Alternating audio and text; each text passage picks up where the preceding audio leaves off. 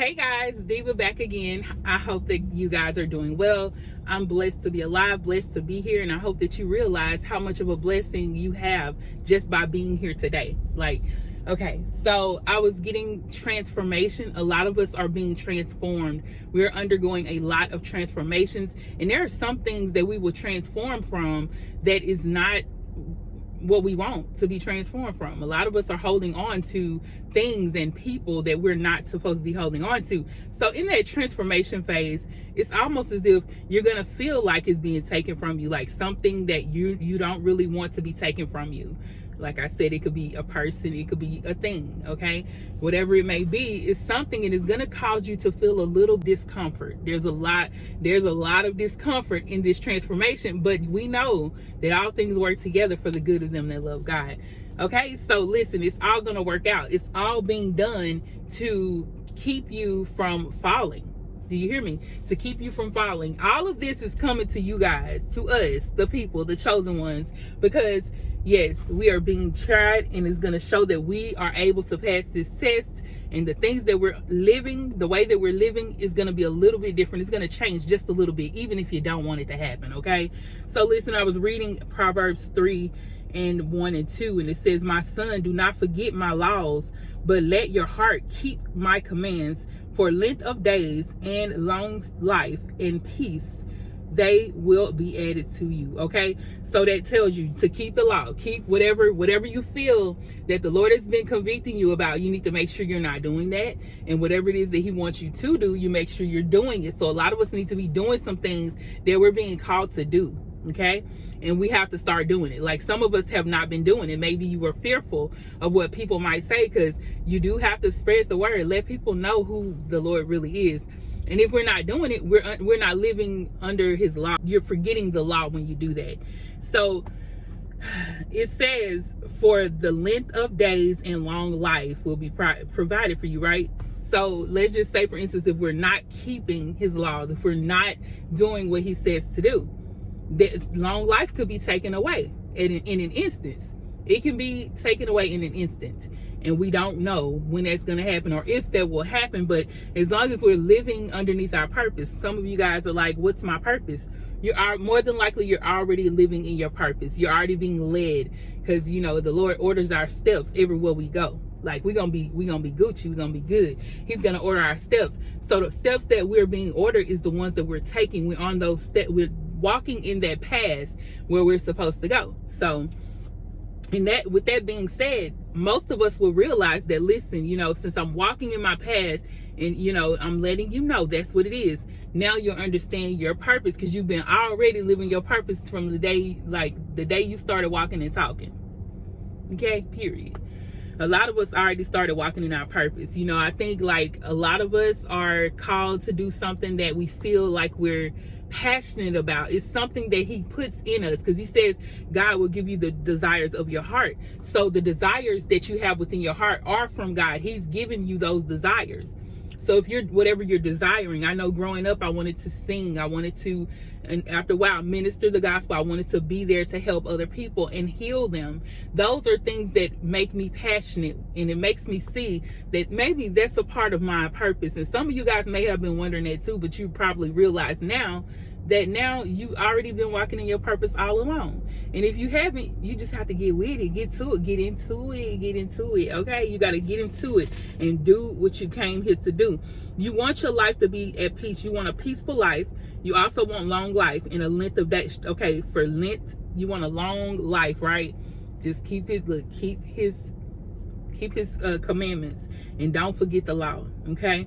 Keep doing what is in your heart. It says, let your heart keep my commands. It's in your heart. A lot of us tend to try to tell people what to do and how to do it. Like, you better not be doing that, because that's not the Lord. Like, you shouldn't be doing that. But the things that he has for us to not to do and what to do are already placed in our heart. He gives us those commands. He gives us those things to let us know, okay, we're being convicted by it. You're going to feel the conviction when it happens, okay? God does not condemn. He ain't going to just like push you, you know, and be like, nah, I'm done with you. And he's not like us. He convicts. That just means he gives you this unction in your mind and in your heart to let you know that, nah, you shouldn't be doing that. Or you need to go help that person. Make sure you go bless this person today, and you're doing it. Okay. So I just thought I'd make that clear, that your purpose is something that you already been trying, you've been desiring to do it already. And the other thing is, like I said, just like I said, what did I say? What in the world? Gosh. Okay, so like I said, do what you have to do within your heart. And when he's telling you, and you feel that unctioning of the spirit within you to let you know you should do this and you should do that, you'll be good. Okay, just make sure you're following those instructions. I love the fact that you guys are more prone, you love the spiritual side of things, and you also love the Most High. Like that's cool. That's all Gucci, right? That's a good thing. And I love that. But God says, how can you love your brother or sister? How can you love me? How can you love God if you don't love your brother or your sister, right? So that's the thing. Like, if we're not loving them, he's saying you're not worthy. Like, that's not what we do. The main focus was what the Most High wanted for us was to have a relationship with each other, a relationship with him first, and then a relationship. Everything was supposed to be like a conversation all together. Everything, our whole life should be like a good, loving conversation. But we have evil in this world, and those people that are not living his laws, are not living what's in their heart.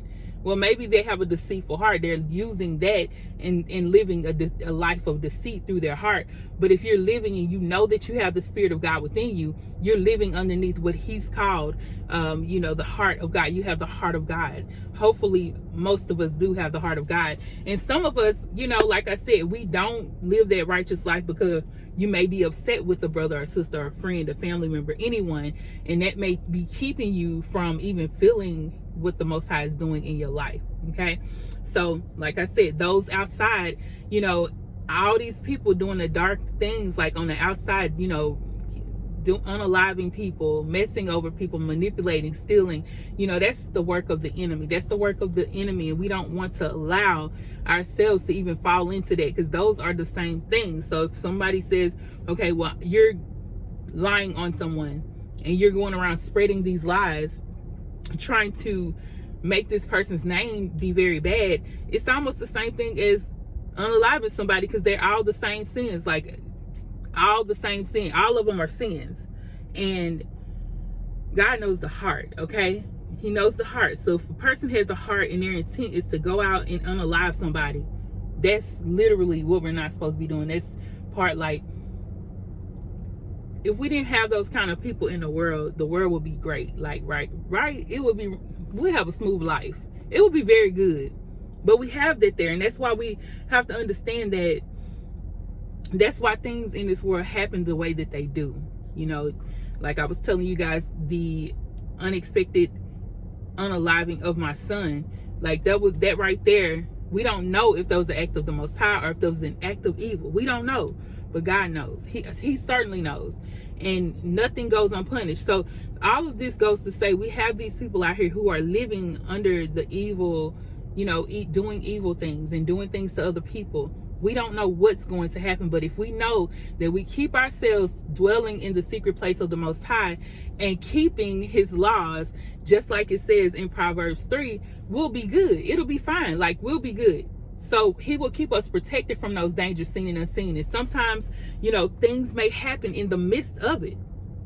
Kind of sort of like that happening to my son. We was not there was nothing, nobody would have ever expected something like that to happen, right?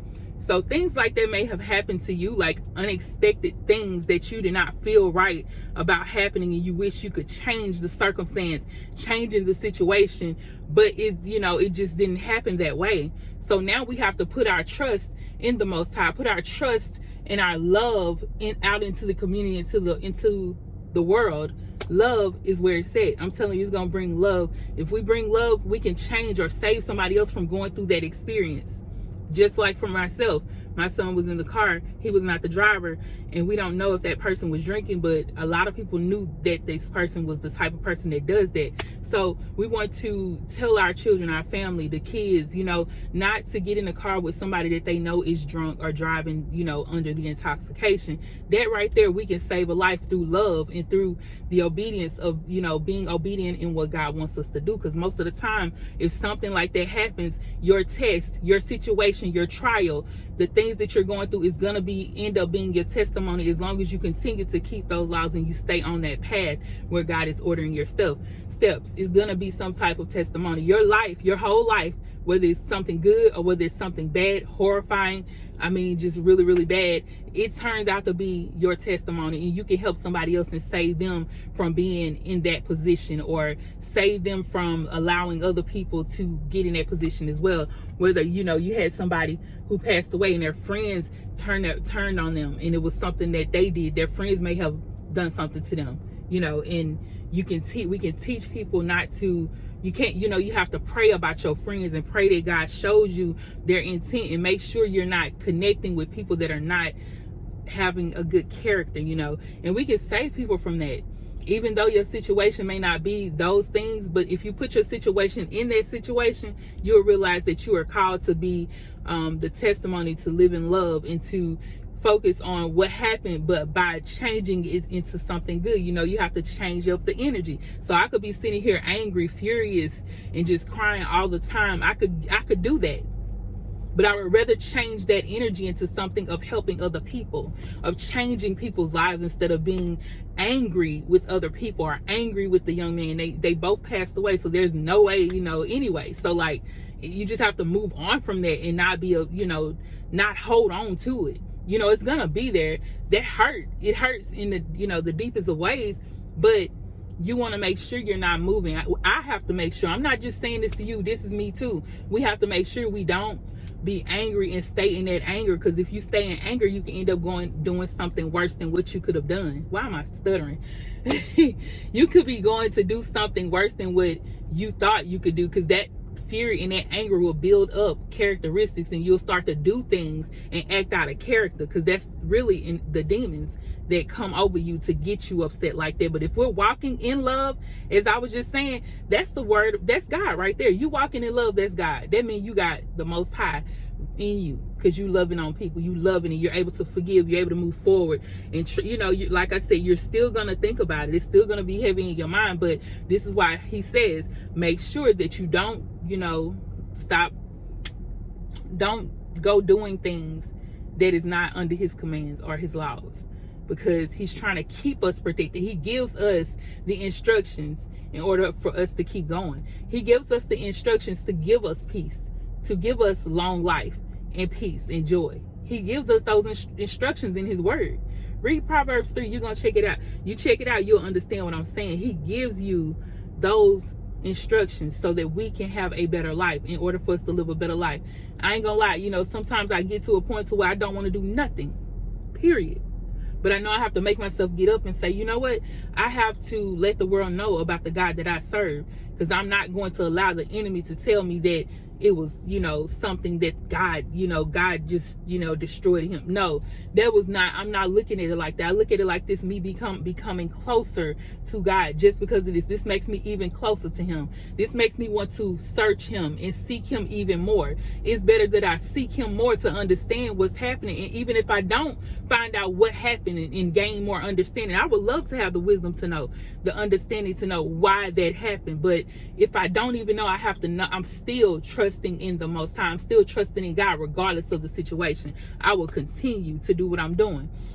And God has put us here to live that purpose, to live a life like that, so we won't hold on to anything that we're going to regret in the long term, because once a person passes away, there's no turning back. That's it. We don't know how we're going to leave here one day. We don't know what we're going to do, what's going to happen, but we got to make sure we're right with him, because if we're not, it could happen in an instance, and then what? There's no time to pray. There's no time to say, hey, help me, God, because you already lived that life. You already been in that place. That's why he says in his word, depart from me, I never knew you, you workers of iniquity, because a lot of us have already lived in iniquity, and some people are still living that way. They're still continuing to move in sin and hurt people and bring them down and do the wrong thing. They're still doing that. And God says, if it happens in an instant, where will you go? What would you be? What would happen? What would you want to do? What would you do if that just happened to you? You don't know. If a person is sitting in iniquity and it happens, they don't know where their soul is going to go. None of us does know. But because we don't have a heaven or hell to put nobody in, period. But y'all know, We got to be ready. And I'm here to tell you that that's what I came here to tell you today. Make sure you're ready. I tried my best to make sure that my children know what's up with God, like what we're supposed to be doing, how we're supposed to carry ourselves. I tried. But after so long, when they get grown, we don't know what they're going to do. They might not even listen to what we said. And we don't know when it's going to be too late. But we have to make sure that once we plant that seed, just know if you planted that seed, hopefully it will grow. You just have to pray to God that it grows. You plant those seeds and you ask God to show you. You know what I'm saying? Ask him to show you, you know, that you're living the rightful life and you can continue to go, and then you'll be good. But hopefully your children will do the same thing. These youngsters will listen and do the same thing and keep that, maybe that seed will grow. Long as you planted that seed. And I'm here to tell you too, if you lost a child, if you lost a loved one and you planted a seed into their life, you did your part. You did nothing wrong. You did what you had to do to plant that seed. Don't blame yourself for nothing, because you did what you had to do. Because I know I did. I planted my seeds. My mom planted her seeds into Darren's life, okay? We all made sure that they were good. We tried to make sure anyway, to give them those verses, to make sure my mom would send them prayers and scriptures every morning, and they would read them. You know, that's your part. You're doing your part. You're setting an example, bringing them up in church, because of course they were raised in church. The kids are raised in church. So you're doing all of that. That is you planting your seed. And what happens after that, we can't make them do nothing. Because some of them will believe, some of them will not believe. But we have done our part. We have to do our part as parents. We have to do our parts as aunts and uncles, grandparents, whatever. You do your part. You did your part. You did that thing.